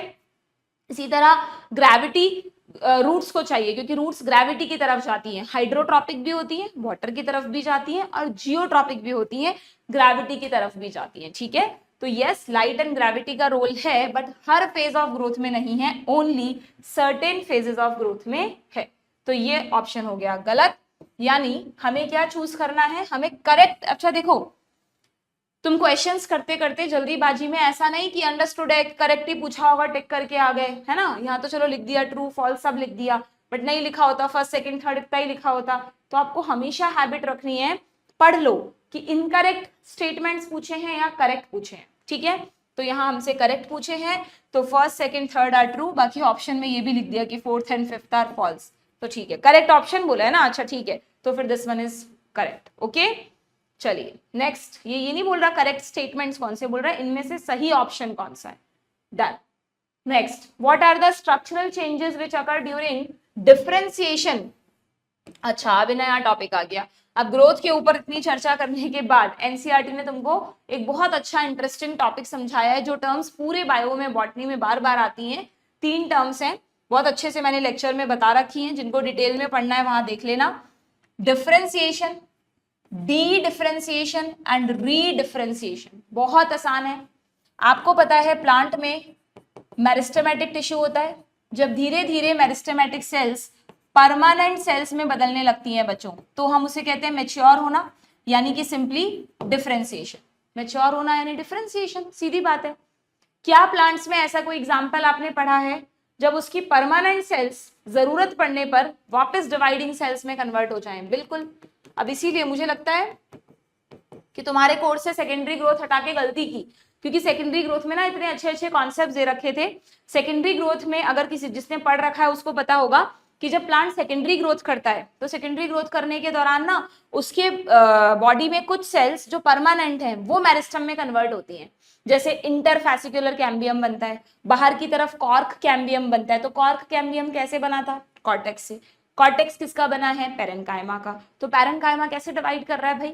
कॉर्क कैम्बियम तो डिवाइडिंग है, पैरेन्काइमा तो डिवाइडिंग है ही नहीं, क्योंकि उस टाइम परमानेंट किसमें कन्वर्ट हो गया है? मेरिस्टम में। जो लॉस्ट कर चुका था कैपेसिटी टू डिवाइड, वो regain the capacity to divide. तो इसको आप कहते हैं डी डिफरेंशिएशन। डिफरेंशिएशन का उल्टा हो गया, तो that is called simply D differentiation, ठीक है। नाउ अब परमानेंट ने मेरिस्टम बनाया। अच्छा, इसके एग्जांपल क्या होते हैं? कौन सा मेरिस्टम बनता है यहाँ पे एग्जांपल होता है कॉर्क कैम्बियम। 2 एग्जांपल ही याद रखने हैं आपको, एक तो कॉर्क कैम्बियम और एक होता है इंटरफैसिकुलर कैम्बियम। अब मैं डिटेल में नहीं बताऊंगी इंट्रा क्या है, इंटर क्या है, ये सब सेकेंडरी ग्रोथ का पार्ट है, लेक्चर में पढ़ा रखा है मैंने, ठीक है। इंटरफैसिकुलर कैम्बियम, ये किसके एग्जांपल हैं? These are the examples of dedifferentiation, ठीक है। अब सुनना, क्यों बनाया कॉर्क कैम्बियम? कॉर्क कैम्बियम इसलिए बनाया कि वो बाहर की तरफ कॉर्क बनाए, डेड टिश्यू बनाए, और अंदर की तरफ भी एक लेयर बनाए। तो अब कॉर्क कैम्बियम से बाहर की तरफ जो कॉर्क बन रहा है, वो कॉर्क शुरू में तो सेल्स डिवाइडिंग है, बट धीरे धीरे वो सुबैरिनाइज्ड होंगी, उनपे सुबैरिन जमा होगा और वो डेड सेल्स में कन्वर्ट हो जाएंगी, यानी इट बिकम परमानेंट टिश्यू। यानी ये जो मेरिस्टम है, ये फिर से, ये क्यों बनाया मेरिस्टम? क्योंकि प्लांट को कुछ परमानेंट टिश्यू की जरूरत थी। अब दूसरी बार परमानेंट टिश्यू दोबारा बन रहा है, ये अलग परमानेंट टिश्यू है, ये अलग है, ठीक है। ये तो प्लांट का मेजर टिश्यू है, ये कहीं कहीं मिलेगा आपको, जैसे कि कॉर्क। इस वाले परमानेंट में क्या आएगा? इस वाले परमानेंट में सबसे बेस्ट एग्जांपल याद रखो तुम, कॉर्क, ठीक है।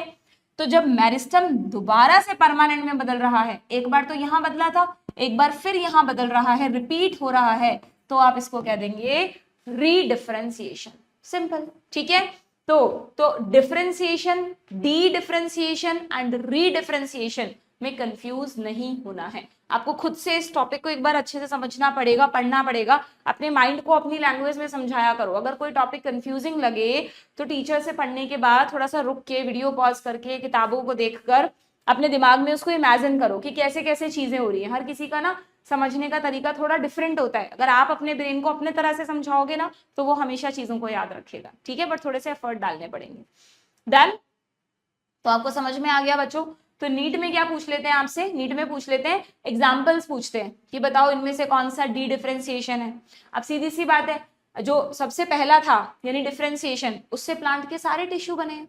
पैरेन्काइमा, कॉलेन्काइमा, ट्रैकीड्स, वेसल्स, स्क्लेरेन्काइमा, जो भी प्लांट में कॉम्प्लेक्स टिश्यू है, सिंपल टिश्यू है, परमानेंट टिश्यू है, वो किससे बना है? डिफरेंशिएशन से। यहाँ पर तुम्हें एग्जाम्पल भी दिया है कि जब डिफरेंशिएशन होता है तो मान लो इन्होंने ट्रैकीड्स या एक एग्जाम्पल दिया था डिफरेंशिएशन का, ये रहा। फॉर एग्जाम्पल, जब ट्रैकियरी एलिमेंट्स बन रहे होते हैं जाइलम में तो सेल्स क्या करती हैं? मैंने तुम्हें बता रखा है बहुत अच्छे से एनाटॉमी में कि ट्रैकीड्स और वेसल्स आर डेड, क्योंकि उनके चारों तरफ क्या जमा हो गया है? लिग्निन।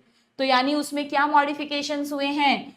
उनमें the cells would lose their protoplasm. अगर चारों तरफ लिग्निन जमा हो गया है तो लिग्निन वाटर के लिए इम्परमिएबल है, लिग्निन की वजह से पानी अंदर नहीं गया। अगर सेल्स को पानी नहीं मिला तो उनके सारे कंपोनेंट्स मर जाएंगे, प्रोटोप्लाज्म खत्म हो जाएगा एंड सेल के बीचों बीच, लंबी सेल्स होती हैं, इनके बीचों बीच एक खाली हॉलो स्पेस क्रिएट हो जाएगा, दैट इज ल्यूमेन। तो वही कह रहा है ये कि ट्रैकियरी एलिमेंट जब बन रहे होते हैं तो cells will lose their protoplasm. पर क्यों लूज किया? Due to deposition of lignin. तो ये कह रहा है they develop a very strong elastic lignocellulosic secondary cell wall.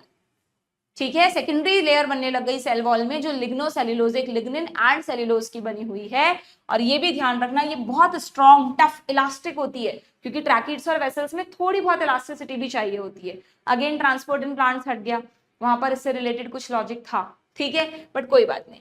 Okay, to carry water to long distance even under extreme tension. वहां पे हम एक थ्योरी पढ़ते हैं, टेंशन थ्योरी, पुलिंग थ्योरी, कैसे पानी को ऊपर खींचा जाता है। तो उस समय जो ट्रैकिड वेसल्स होती है ना, एक लंबा पेड़ इमेजिन करो, खूब सारी ट्रैकिड वेसल एक दूसरे के ऊपर लगी हैं, तो एकदम तेजी से पानी उसमें खिंचता है, प्रेशर के साथ, टेंशन के साथ। तो फिर वहां पर वॉल जो है वो ऐसी होनी चाहिए जो उस टेंशन को सहन कर सके, इसलिए ट्रैकिड्स और वेसल्स को डेड बनाया गया है विद हाईली थिकन्ड वॉल्स। ठीक है, डन है क्या? तो ये बता रहा है तुमको कि कि डिफरेंशिएशन में इस तरह के चेंजेस होते हैं डिपेंडिंग ऑन कि कौन सा परमानेंट टिश्यू बनाना है। ठीक है, एंड डी डिफरेंशिएशन मैंने तुम्हें बता ही दिया, हाईलाइट कर लो। इंटरफैसिकुलर कैम्बियम, इंट्रा मत करना इसमें, इंट्रा पहले से मेरिस्टेमेटिक ही है, वो जब से बना है तब से मेरिस्टेमेटिक है। ओके, एंड कॉर्क कैम्बियम, ये दो किसके एग्जांपल हैं? डी डिफरेंशिएशन के। और री डिफरेंशिएशन के एग्जांपल में आएगा जो वुडी प्लांट है, जब सेकेंडरी ग्रोथ कर ली उसने तो जो चारों तरफ वुडी टिश्यू बनाया ना, cork, this is the example of redifferentiated tissue. ये नीट में अभी रिसेंटली आया था क्वेश्चन बच्चों, what would you call the parenchyma cells which are made to divide under controlled laboratory condition during tissue culture।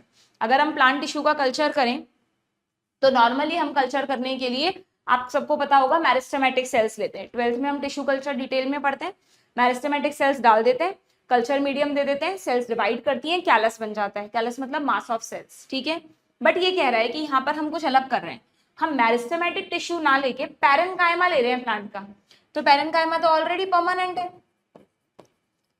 Permanent tissue को, sales को आप culture medium में डाल रहे हो तो वो डिवाइड कैसे करेंगी? उनमें तो है ही नहीं डिवीजन कैपेसिटी, यानी आपको कुछ ना कुछ ऐसे चेंजेस करने पड़ेंगे।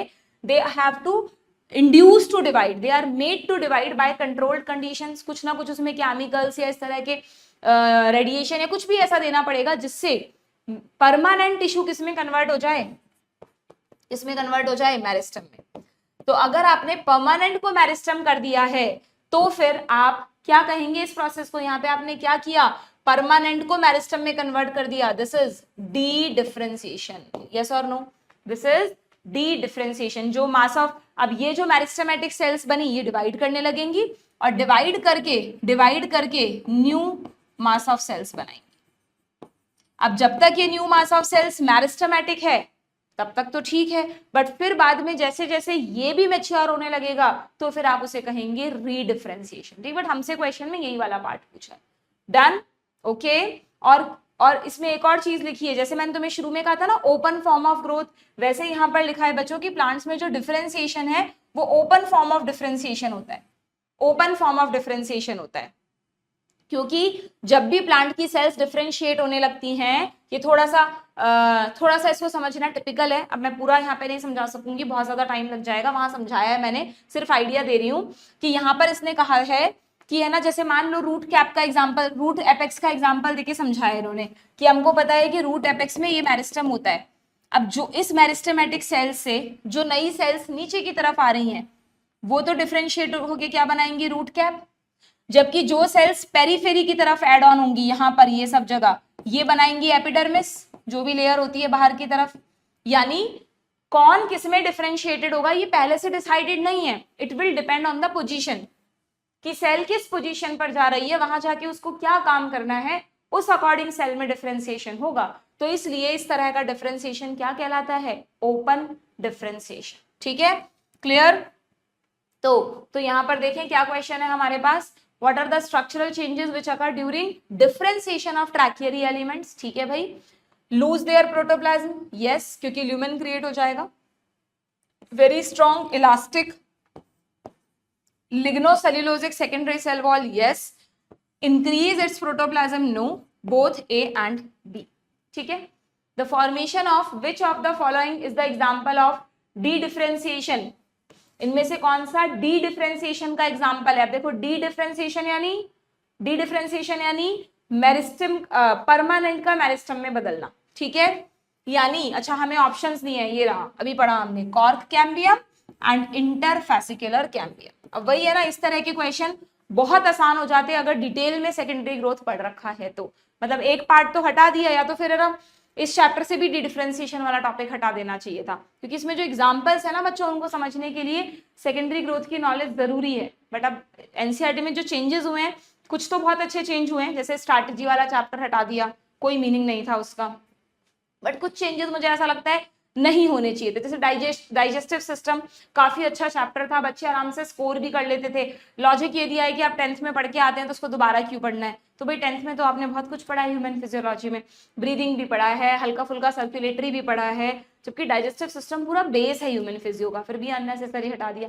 प्लांट टिश्यू, एनिमल टिश्यू जैसे इंपॉर्टेंट टॉपिक हटा दिए, नीट ने नहीं हटाए, अपने सिलेबस से बताया था मैंने तुम्हें, है ना। तो ये कुछ चेंजेस ऐसे हुए हैं जो मुझे लगता है कि दोबारा रिवाइज होनी चाहिए एनसीईआरटी, और कुछ चीजें जो हटाई गई हैं उनको फिर से इन्वॉल्व करा जाना चाहिए। लेट्स सी क्या होता है। ठीक है, if a part of pith, next question पर आते हैं, वही सेम इसी टॉपिक पर है। पार्ट ऑफ पिथ, पिथ याद है ना, मेड्यूला सेंटर में जो होता था, जैसे हम अगर ये वैस्कुलर बंडल्स बनाते थे तो उनके बीच में जो टिश्यू बचता है पैरेन्काइमा का बना हुआ, loose parenchyma, from the stem of a plant is used as an explant. देखो आ गया क्वेश्चन, व्हाट इज एक्सप्लांट बच्चों, एक्सप्लांट होता है जो टिश्यू कल्चर में हम प्लांट का पार्ट यूज करते हैं ना, उसको एक्सप्लांट बोलते हैं। नॉर्मली ये एक्सप्लांट क्या होता है, मेरिस्टेमेटिक, बट अगर आप पिथ यूज कर रहे हो तो इसका मतलब आपने परमानेंट टिश्यू लिया है, क्योंकि पिथ बनी है पैरेन्काइमा की, और पैरेन्काइमा यू ऑल नो एक परमानेंट टिश्यू है। अब ये मत कहना मैम ये कब पढ़ा हमने, ये बहुत अच्छे से एनाटॉमी में पढ़ा चुकी हूँ मैं। ठीक है, इसीलिए कह रही हूँ लिंक्ड है सारी चीजें, एक टीचर को पकड़ के उसके सारे लेक्चर्स देखो शुरू से लेकर एंड तक, सिलेबस उनके साथ पूरा करो तो चीजें कोरिलेट होती रहेंगी। ठीक है, is used as an explant and cultured on nutrient medium. Which of the following process is responsible for the formation of an mass of cells called callus? कि जब मैंने इस पिथ को लिया, इस पिथ को उठाकर कल्चर मीडियम में डाल दिया, पिथ में जो सेल्स हैं, तो ये सेल्स तो कैसी हैं बच्चों, ये तो नॉन डिवाइडिंग सेल्स हैं, परमानेंट सेल्स हैं। तो मैंने कुछ कंडीशंस दी जिसकी वजह से ये डिवाइड करने लगी, और अगर ये डिवाइड करने लगी तो इनके डिवीजन से जो मास ऑफ सेल्स बना यानी कैलस बना, तो ये जब जो प्रोसेस हुआ ना वो क्या है, यानी इस प्रोसेस में आपने परमानेंट को मेरिस्टम में कन्वर्ट कर दिया, यानी दिस इज डी डिफरेंशिएशन। ये ऐसा कॉन्सेप्ट है जिसको तुम बहुत अच्छे से भी पढ़ लोगे ना तो भी तुम्हें अब आंसर टिक करते वक्त थोड़ा सा कंफ्यूजन होगा कि यार गलत कर रहे हैं कि सही। तो प्लीज इस टॉपिक पर थोड़े बहुत क्वेश्चंस करना, बार बार करोगे तब दिमाग में बैठेगा। ठीक है, क्लियर। ये रहा एक और question, the cells positioned away from the root apical meristem, जो रूट अपेकल मेरिस्टम से अवे यानी नीचे की तरफ जा रही हैं, उन्होंने बनाया था root cap, while those pushed to the periphery, जबकि जो चारों तरफ ऐड हो रही हैं वो बनाएंगी सिंपली एपिडर्मिस। सीधा सीधा एनसीईआरटी का क्वेश्चन है, एनसीईआरटी में स्टेटमेंट दे रखा है, ठीक है। चलिए नेक्स्ट क्वेश्चन क्या है, the sum of growth and differentiation, ठीक है। अब तुम्हें क्या कर रखा है यहाँ पर देखना, एनसीईआरटी ने ग्रोथ के बारे में बता दिया, डिफरेंशिएशन बता दिया, अब थोड़ा सा डेवलपमेंट के बारे में दे रखा, बहुत छोटी सी चीज, बहुत सिंपल है कि व्हाट इज डेवलपमेंट। अगर कोई प्लांट ग्रोथ कर रहा है, ग्रोथ के साथ साथ सेल्स डिफरेंशिएट हो रही हैं, तो यही तो डेवलपमेंट है। The sum of growth and differentiation is called development. कहाँ लिखा है, शायद यहाँ लिखा था क्या, कहीं तो दे रखी थी बच्चों ये line, the sum of growth and differentiation is called development, या तो इस चैप्टर के शुरू में है, देखना तुम जाके जरा, वहां पर दे रखा है यस, ठीक है। तो डेवलपमेंट क्या है, यहीं पे लिख लो, is equal to growth plus differentiation. पर यूजुअली हमें डेवलपमेंट का मतलब लगता है किसी चीज का बढ़ना, पर अगर कोई प्लांट अपनी लाइफ शुरू करेगा बच्चों, तो कभी ना कभी उसकी डेथ भी तो होगी ना। तो एक्चुअली में डेवलपमेंट का मतलब सिर्फ ग्रो करना नहीं है, ग्रो करना, डिफरेंशिएट होना, मेच्योर होना, और मेच्योर होने के बाद डेथ तक जो भी प्रोसेस हुआ, मेच्योर होने के बाद जब सेनेसेंस फेज आएगी, वो भी is a part of development.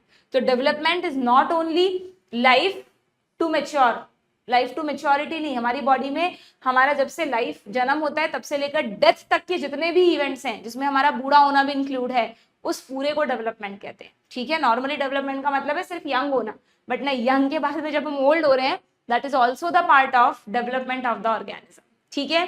तो आपको ये चीज यहाँ पे डायग्राम के थ्रू बताई है कि एक डिवाइडिंग सेल है, उसने प्लाज्मेटिक ग्रोथ की, प्लाज्मेटिक ग्रोथ यानी उसके अंदर प्रोटोप्लाज्मिक कंटेंट बढ़ने लगा, नए नए सेल ऑर्गेनेल्स बने, प्रोटीन्स बने, एंजाइम्स बने, दैट इज प्लाज्मेटिक ग्रोथ।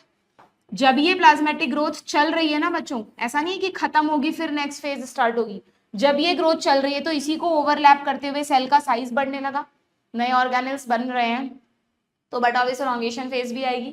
जब सेल इलॉन्गेट हो रही है तो ऐसा नहीं कि पहले पूरी इलॉन्गेट हो जाने दो उसके बाद हम डिफरेंशिएट होना शुरू करेंगे, इलॉन्गेशन के साथ साथ ही ओवरलैपिंग हो रही है, डिफरेंशिएशन शुरू हो गया। एंड डिफरेंशिएशन और मैच्योरेशन मोर ओवर सेम ही है, जब वो डिफरेंशिएशन पूरा कंप्लीट हो जाता है, सेल अपनी सारी जिम्मेदारियां ले लेती है, तो आप उसको मैच्योरेशन कह देते हैं। यानी अब ये डिवाइडिंग सेल डिवाइडिंग नहीं रही बल्कि मैच्योर हो गई। क्या जरूरी है हर डिवाइडिंग सेल मैच्योर ही हो? हमने पढ़ा कि डिवाइडिंग सेल दोबारा डिवाइड भी कर सकती है। तो अगर कोई डिवाइडिंग सेल G1S G2 में गई, उसने प्लाज्मेटिक ग्रोथ की, प्लाज्मेटिक ग्रोथ का मतलब G1S G2, ठीक है। नहीं, यहाँ पे हमें थोड़ा सा डिफरेंट तरह से समझना पड़ेगा, क्योंकि S हो गई ना अगर बच्चों, तो S के बाद तो फिर सेल को दोबारा मेरिस्टम में जाना ही पड़ेगा। मैं S नहीं लिख रही हूँ यहाँ पर, S नहीं लिख रही हूँ। प्लाज्मेटिक ग्रोथ मतलब सिंपली ग्रोथ, ठीक है। उसने प्रोटोप्लाज्मिक ग्रोथ की G1, इसको तुम G1 समझ लो, ठीक है। अगर सेल ने अभी प्लाज्मेटिक ग्रोथ की और उसके बाद सेल को लग रहा है कि नहीं मुझे तो और सेल्स बनानी है, तो फिर वो S फेज में चली जाएगी, S and G2 and M, तब तो दोबारा डिवाइड करके न्यू सेल्स बनाते रहेंगे, साइकिल चलता रहेगा। और अगर सेल को लगता है कि नहीं यार मुझे तो मैच्योर होना है, तो G1 से निकलकर ये जो सारा है ये सेल G0 फेज में चली जाएगी। कर पा रहे हो कोरिलेट? G0 में अब cell is no longer proliferate, यानी अब वो सेल डिवाइड नहीं करेगी, but it is metabolically active. G0 का मतलब ये नहीं है कि सेल कुछ नहीं कर रही, बेकार सेल हो गई है, मरी थोड़ा है सेल, सेल जिंदा है, अपने सारे काम कर रही है, अपनी सारी जिम्मेदारियां निभा रही है, बस उसने कहा है कि अब मैं डिवाइड नहीं करूँ, तो G0 फेज, ठीक है। और अगर डिवाइड करती, S में चली जाती, तो फिर उसको डिवीजन करना ही पड़ता, ठीक है। और ये मैच्योर सेल सेनेसेंस यानी बूढ़ा होने के बाद विल डाई, डेथ हो जाएगी इसकी, ठीक है। डन। तो इस पे बेस्ड क्वेश्चंस भी आ सकते हैं, जैसे कि यहाँ पर हमारे पास क्वेश्चन है, sum of growth and differentiation is development. Yes, जल्दीबाजी में इसको गलत मत पढ़ लेना, मतलब ये ऐसा भी लिखा हो सकता था कि sum of growth and development is differentiation, तो वो गलत हो जाता, ठीक है। Development in plants is under the control of extrinsic factors only, नहीं, यहीं पर डेवलपमेंट को अफेक्ट करने वाले फैक्टर्स भी बताए हैं तुमको छोटे से पैराग्राफ में, अभी आऊंगी इस पे प्लास्टिसिटी पे, ठीक है। इस पैराग्राफ में लिखा है, और हमें भी पता है कि डेवलपमेंट दोनों तरह से कंट्रोल होता है, इंट्रिंसिक फैक्टर्स भी, एक्सट्रिंसिक भी, ठीक है। अगर हम बात करें, ये देखो ये आ गई वो line, development is sum of growth and differentiation, आ गया ना, ठीक है। तो डेवलपमेंट जो है वो इंट्रिंसिक फैक्टर्स के कंट्रोल में भी है, एक्सट्रिंसिक में भी है। एक्सट्रिंसिक तुम्हें पता है चारों तरफ है जो प्लांट के, लाइट, टेम्परेचर, ग्रेविटी, वाटर वगैरह जो भी है। और इंट्रिंसिक फैक्टर्स में क्या आएगा? इंट्रिंसिक फैक्टर्स में आएगा बच्चों, एक तो प्लांट की जीन्स कैसे हैं, उसकी जेनेटिक्स कैसी है ना। जैसे अगर किसी को गार्डनिंग का शौक है तो हम नर्सरी से प्लांट्स खरीद के लाते हैं, बोलते हैं भैया अच्छी किस्म का पौधा देना जो बहुत अच्छे फूल दे। तो ये पहली चीज किस पर डिपेंड करेगी? उसकी जेनेटिक्स पर। फिर इस पे भी डिपेंड करेगा कि आपने लाकर उसकी केयर कैसे की, आपने उसे प्रॉपर सनलाइट में रखा कि नहीं रखा, टाइमली पानी दिया या नहीं दिया, खाद डाली या नहीं डाली, तो वो हो जाएंगे एक्सट्रिंसिक फैक्टर्स। ठीक है, तो इंट्रिंसिक में जेनेटिक्स आएगी, प्लस एक और चीज आएगी बच्चों इंट्रिंसिक में, वेरी वेरी इंपॉर्टेंट। इंट्रिंसिक में जेनेटिक्स के साथ साथ उस प्लांट के अंदर पीजीआर कितने बन रहे हैं, उसके जो प्लांट ग्रोथ रेगुलेटर्स हैं, प्लांट हार्मोन्स, वो कितने बन रहे हैं, सही से बन रहे हैं कि नहीं बन रहे, ऑक्सिन, साइटोकाइनिन, जिब्रालिन, तब जाके ही वो सही ग्रोथ कर पाएगा। तो इंट्रिंसिक फैक्टर में दोनों याद रखना, उसकी genetics that is intracellular, cell के अंदर होती हैं जीन्स, एंड इंटरसेल्युलर क्यों बोला पीजीआर को? क्योंकि सेल हार्मोन्स को बनाकर बाहर सिक्रीट कर देती है और फिर वो हार्मोन्स दूसरी सेल्स के सरफेस पर जाके उन्हें सिग्नल्स देते हैं।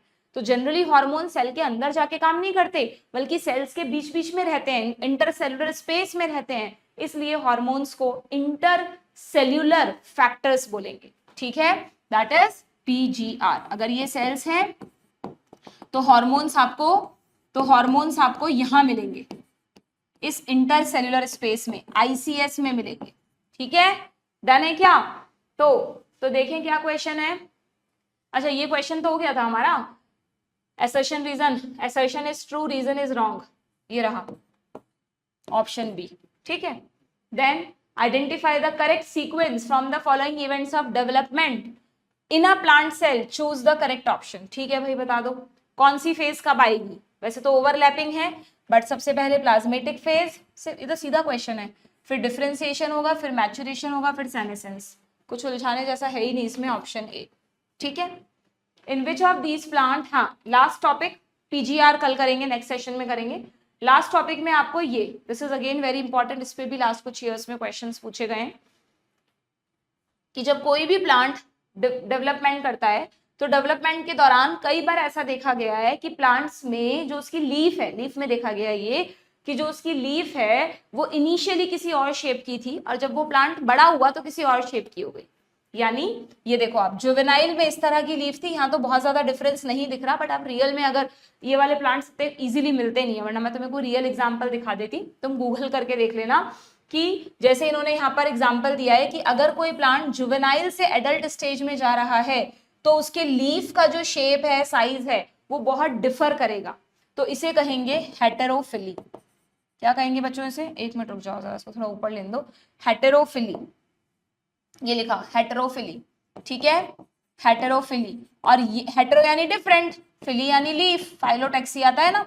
तो अगर जुवेनाइल से एडल्ट में जा रहा है और लीफ की शेप बदल रही है तो ये तो एक तरह की डेवलपमेंटल हेटेरोफिली हो गया, डेवलपमेंट के साथ लीफ की शेप बदल रही है। क्यों बदल रही है उसको एनसीईआरटी में लिखा है, दिस इज कॉल्ड प्लास्टिसिटी। जैसे प्लास्टिक्स होते हैं ना, जिस भी शेप में ढालो उसी शेप के बन जाते हैं, तो प्लास्टिसिटी का सिंपली मतलब है प्लांट्स में कि कई बार अपने डेवलपमेंट के दौरान प्लांट्स अपने अंदर चेंजेस करते हैं उस एनवायरनमेंट में अडेप्ट होने के लिए, तो उनकी इस कैपेबिलिटी को, उनकी इस एबिलिटी को हम क्या कहते हैं? प्लास्टिसिटी। तो हमें प्लांट में बहुत बहुत एग्जांपल्स होते हैं प्लास्टिसिटी के, हमें जो एग्जांपल समझाया है वो है हेटेरोफिली, कि कुछ प्लांट्स अपने डेवलपमेंट के दौरान अपने लीफ के शेप को, साइज को चेंज कर लेते हैं, पैटर्न को ही चेंज कर लेते हैं।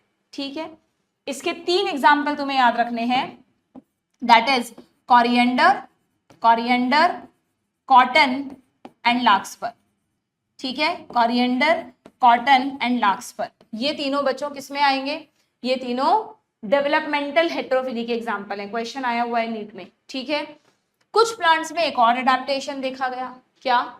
इनमें भी आपको, इसमें तो बहुत क्लियर कट हेटेरोफिली दिख रही है, देखो यहाँ पर बड़ी बड़ी लीव्स हैं ब्रॉड, यहाँ पर बिल्कुल थिन लीव्स हैं। कुछ प्लांट्स ऐसे होते हैं, वैसे तो या तो प्लांट टेरेस्ट्रियल होता है या तो एक्वेटिक होता है, बट अगेन एक प्लांट ऐसा है जो पानी में भी उग सकता है और लैंड पे भी उग सकता है, बट जब वो लैंड पर उगता है तो लैंड के प्लांट्स की तरह ब्रॉड लीव्स बनाता है, जबकि अगर वो पानी में उगता है तो आपको पता है पानी पे ऊपर फ्लोट करना पड़ेगा, तो हाइड्रिला की लीफ याद है, पतली पतली होती है एकदम, बिल्कुल वैसी लीव्स हैं इसकी। वाटर में ज्यादा हैवी लीव्स नहीं चाहिए उसको, उसका अडेप्टेशन है कि उसको एकदम थिन लीव्स चाहिए खुद का वेट कम रखने के लिए। तो अगर वो एक्वेटिक हैबिटेट में है तो अलग तरह से लीव्स बनाएगा। तो यहां पर भी हेट्रोफिली हो रही है। This is also the example of plasticity. But ये कैसी हेट्रोफिली है बच्चों, ये इन्वायरमेंटल हेट्रोफिली। ठीक है, इसको तुम कैसे याद रखोगे, जैसे बटर को हम दो अलग अलग एनवायरमेंट में रखते हैं, अगर बाहर रखते हैं तो पिघल जाता है, फ्रिज में रखते हैं तो जम जाता है। तो यहाँ पर एग्जाम्पल आएगा बटर कप। जस्ट ट्रिक बता रही हूँ, बटर कप को आपको एनवायरमेंट से याद रखना है। जैसे बटर दो अलग एनवायरमेंट में अलग तरह से होता है, वैसे बटर कप दो अलग एनवायरमेंट में, एनवायरमेंट बदल गया, या तो टेरेस्ट्रियल है या तो एक्वेटिक है। ठीक है, तो अपने यहाँ पे याद रहेगा डेवलपमेंट में क्या आएगा। डन। इस तरह से आप चीजों को थोड़ा कोरिलेट करके याद कर सकते हैं, आपके क्वेश्चंस कभी भी गलत नहीं होंगे। यही तो हमारा पर्पस है ना, हमें डॉक्टर बनना है, नीट क्रैक करना है, बट उसके लिए हम सपने देखते रहते हैं, हाँ हम डॉक्टर बन जाए, नीट क्रैक हो जाए, मतलब हम कर लेंगे, बट एक्चुअली हमें अभी उस चीज पे वर्क नहीं करना। हाँ सपने देखना है, मतलब एम्स के बारे में अपना सोचना है, खुद को मोटिवेट भी करना है, बट एक्चुअल जो फोकस है वो हमारा यहाँ होना चाहिए कि उस एग्जाम को क्रैक करने के लिए ये हमारा सिलेबस है। और जब तक हम इस सिलेबस को नहीं करेंगे, जब तक हम एक decided number of question practice नहीं करेंगे, जब तक हम मॉक टेस्ट नहीं देंगे, तब तक आप कितने देख लो वाले सपने, वो मुंगेरी लाल के हसीन सपने हैं फिर, है ना। वो एक प्रोग्राम आता था पहले के जमाने में जिसमें वो सपने तो देखता था और ऐसे ऐसे देखता था कि बस पता नहीं क्या हो गया, वो पूरा कुछ नहीं होता था, क्योंकि वो सपने ही देखने में टाइम वेस्ट करता रहता था अपना। तो अगर आपने कोई अपना अच्छा सा ड्रीम सोचा है, जो भी आप बनना चाहते हो लाइफ में, तो यस उसको रोज याद करो, बट वो आपके मोटिवेशन की तरह याद करो, है ना। मैं देखा आजकल आप इंस्टा पे रील्स देखते रहते हो, अच्छा ये भैया एम्स में पहुंच गए, ये दीदी वहां पहुंच गई, अब इनकी ऐसी लाइफ चल रही है, और उसको देखकर बड़ा खुश होते हैं, हमें भी ऐसी लाइफ मिलेगी। कैसे मिलेगी, तुम तो अपना टाइम रील्स चलाने में वेस्ट कर रहे हो, शॉर्ट्स देखने में वेस्ट कर रहे हो। शॉर्ट्स भी देखो तो वो देखो जो तुम्हारे काम आए, अकेडमिकली जो तुम्हें कुछ नॉलेज दे। ठीक है, तो तुम मोटिवेट हो, बिल्कुल हो, बट इतना ही जरूरी है मोटिवेशन कि तुम्हें तुम्हारे पास पढ़ने के लिए टाइम बचे, है ना। अगर पूरा टाइम ही उन सपनों को देखने में बिताओगे तो अब हमेशा याद रखना वो क्या बन जाएंगे, तुम्हारे मुंगेरी लाल के हसीन सपने, वो ही रहेंगे फिर वो। और अगर रियली में कुछ अचीव करना है तो you have to work here, यहाँ काम करना है तुम्हें, सिलेबस कंप्लीशन पे फोकस करना है, क्वेश्चन प्रैक्टिस पे फोकस करना है। सुबह उठे तो चिंता होनी चाहिए कि आज हमारा ये टारगेट है, आज हम करेंगे इसको। रात को सोए तो चेक करके सो कि यस आज जो हमने सोचा था वो पूरा किया कि नहीं किया, तब होगा सिलेक्शन। ठीक है, सिर्फ रील्स और शॉर्ट्स देखने से नहीं होगा, सिर्फ मोटिवेशन होगा, बॉडी में अच्छे अच्छे हार्मोन्स रिलीज होंगे, नथिंग एल्स। ओके, तो ये पूछ रहा है कि इनमें से कौन से प्लांट्स में हेटेरोफिली एनवायरनमेंट की वजह से होती है। एनवायरनमेंट बदला, butter cup, option D, simple. Done, done है क्या बच्चों, ये क्या पूछा है यहाँ पे, which one is correct function of, अच्छा ये तो उस पे आ गए, अब हम ग्रोथ प्रमोटर्स और इनहिबिटर्स, ये हार्मोन्स वाले क्वेश्चंस आ गए, ये अब हम करेंगे नेक्स्ट सेशन में। ठीक है, आज जो हमने किया है अच्छी तरह पढ़ लो, क्वेश्चन प्रैक्टिस कर लो। इस चैप्टर में पढ़ने जैसा कुछ है नहीं, सब समझा दिया मैंने तुम्हें, सिर्फ थोड़ी सी क्वेश्चन प्रैक्टिस और कर लो। नेक्स्ट सेशन में will do plant growth regulators. Okay, good bye.